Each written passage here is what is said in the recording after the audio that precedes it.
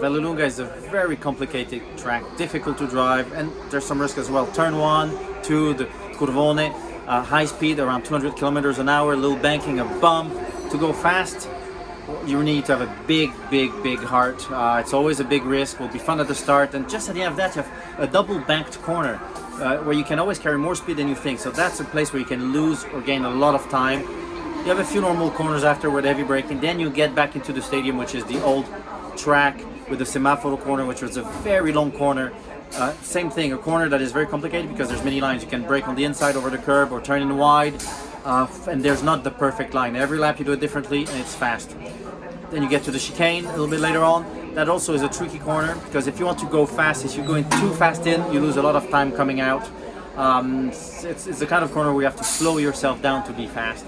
And finally the last corner, which is beautiful, Roma is the name of the corner. It's like an oval corner, it's banky, but you get in on the brakes, the car gets a little bit loose when you turn in, and you're lying there. If you're too tight, you can carry more speed in, but then you don't get out of the corner. So it's very complicated, very tricky, but very important corner.